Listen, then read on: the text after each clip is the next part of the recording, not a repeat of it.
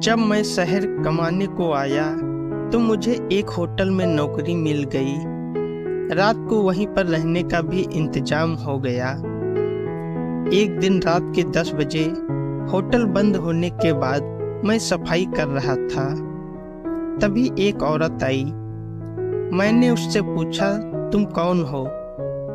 उसने जवाब दिया, मैं बाहर की रहने वाली हूँ और इस शहर में रहने के लिए आई हूँ।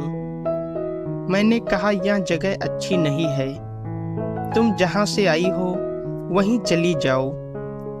हम अच्छे आदमी नहीं हैं, तुम यहाँ रहकर बर्बाद हो जाओगी। जी नहीं, मैं एक भटकी हुई औरत हूँ, क्या तुम मुझे पनाह दे सकते हो? हाँ, दे सकता हूँ, तुम रात यहीं रुक जाओ। मैंने कुछ सोचते हुए जवाब दिया। उसने भोजन मांगा, मैंने भोजन दिया। उसने खाकर अपना मुंह साफ किया। मैंने उसके बारे में जानना चाहा। उसने बताया, मेरा नाम अंजू है। मैं उसे ध्यान से देख रहा था। वह बड़ी खूबसूरत और जवान लग रही थी। उसने मुझसे पूछा, क्या तुम मुझसे शादी करोगे? मैंने हाँ में अपना सिर हिलाया। कुछ समय और बीत गया। रात के 11:30 बज रहे थे। होटल पर मौजूद लोग अपने घर चले गए। मैंने अपना बिस्तर संभाला। वह मेरे पास आकर बैठ गई। वह दुधिया रंग की गोरी चिट्ठी थी। मैं भी एकाकी जिंदगी जीते जीते तंग आ गया था, इसलिए मुझे औरत की जरूरत सता रही थी। होटल का शटर बंद हो चुका था। इक्का दुक्का वाहन ही सड़क पर गुजर रहे थे। जब वह मेरे पास बैठी तो मेरे शरीर में हलचल मच गई। मैंने उसे पास खींचा। उसने कोई विरोध नहीं जताया, बल्कि वह खुद मुझसे लिपट गई। इतनी जल्दी ही सब कुछ हो जाएगा यह सोचा तक नहीं था। मैंने उसे अपनी बाहों में भर लिया। रात के ठीक 12 बज रहे थे। सब कुछ होने के बाद मैं उससे अलग हुआ और अपने बिस्तर पर आ गया। वह अपने कपड़े पहन रही थी। वह मुझे देखकर मुस्कुरा रही थी। मुझे जिंदगी में पहली बार औरत के सुख का एहसास हुआ। दूसरे दिन मैंने उसे चाय नाश्ता कराया और उसको अपने पास रखने के लिए किराए का मकान तलाश करने चल पड़ा। लेकिन कहीं पर भी किराए का मकान नहीं मिल सका। शाम के 6 बज रहे थे। मैं एक फैक्ट्री के पास से निकल रहा था कि अचानक एक आदमी ने आवाज दी, भाई, क्या तुम मेरे यहाँ चौकीदारी करोगे? मैं तैयार हो गया।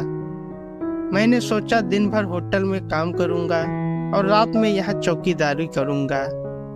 मैं रात की चौकीदारी के लिए वहीं रुक गया। रात भर चौकीदारी करता रहा। मुझे उसकी याद आती रही और अगले दिन सुबह मैं वहां से चला आया। सुबह जब मैं होटल पर पहुंचा तब क्या देखता हूँ कि वह मुंह फुलाए बैठी है और मुझसे शिकायत करने लगी, ऐ जनाब, तुम कहाँ गायब हो गए थे? नहीं करनी शादी तो वैसे ही चलने दो। देखो, मैं तुम्हारे लिए मकान तलाश करने गया था, लेकिन मकान नहीं मिल सका। मुझे अफसोस है। वह मेरी बात मानने को तैयार नहीं हुई और मुझे भला बुरा कहने लगी। मैं अपना सिर पकड़कर बैठ गया। घंटे भर बाद वह खुद मेरे पास आ गई और कहने लगी, मकान और मिल जाएगा, लेकिन तुम मुझे इस तरह छोड़कर मत जाया करो। जमाना बड़ा खराब है। ठीक है, अब आगे से ऐसा नहीं होगा। 2-4 दिन बड़े आराम से कटे। वह सेक्स में मेरा सहयोग देने लगी। मैं रात को होटल छोड़कर चौकीदारी के लिए निकल जाता था। एक दिन वह मेरा हाथ पकड़कर कहने लगी कि आज रात को आओगे ना? मैं जल्दी लौटने का वादा करके निकल गया। फिर रात को आकर उसके पास सो गया। एक बार मैं बैठा बैठा चाय नाश्ता कर रहा था। एक आदमी मेरे पास आया और बोला, अरे महेश। मैंने कहा, क्या है? इस औरत को तुम छोड़ दो। अरे भाई, मैं इस औरत को कैसे छोड़ दूं? मैंने ऐतराज जताया। वह बोलने लगा, मैं इसके साथ घर बसाना चाहता हूँ। यह सुनकर मुझे हैरानी हुई। फिर सोचा, इसको घर मिल जाएगा और घर भी बस जाएगा, पर मैं यह नहीं जानता था कि मैं किसी साजिश का शिकार हो रहा हूँ। मैंने उसे सोते से उठाया और टैक्सी में वह अपने साथ ले गया। खैर, मैंने समझा कि कोई मुसीबत मुझसे छूट गई है, पर मेरा दिन भर काम में मन नहीं लगा। फिर भी मन मार कर काम करता रहा। रात के 10 बज रहे थे। मैं बिस्तर पर चला गया, लेकिन नींद नहीं आ रही थी। रात भर बेचैनी रही। सुबह उठकर नहाया और होटल पर चला आया। लापरवाही के चलते फैक्ट्री की चौकीदारी छूट चुकी थी। सुबह के 10 बज रहे थे कि अंजू रोती बिखलती आई। मैंने पूछा, तुम रो क्यों रही हो? तुम भी किसी के साथ भेज देते हो। उसने और 2 आदमियों ने मिलकर मेरे साथ बलात्कार किया और सुबह गाड़ी में बैठा दिया। मैंने अपना सिर धुन लिया और बोला, वह तो बोल रहा था कि घर बसाना चाहता है। क्या घर बसाएगा? उसके पास तो रहने के लिए किराए का कमरा भी नहीं है।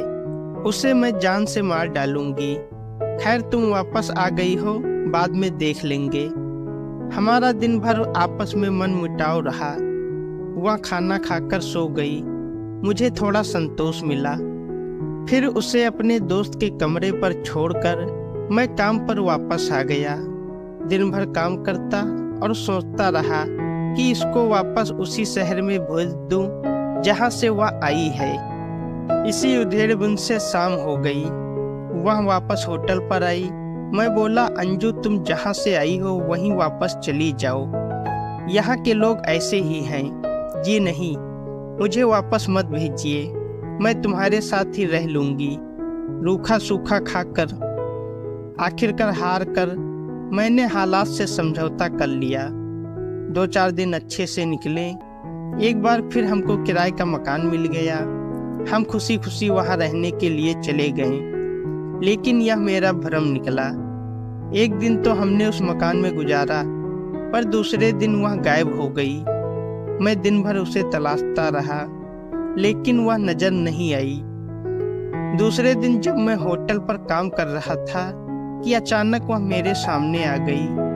मैंने पूछा, कहाँ थी तुम रात भर? मैं एक आदमी के साथ थी। वह आदमी तुमसे बात करेगा।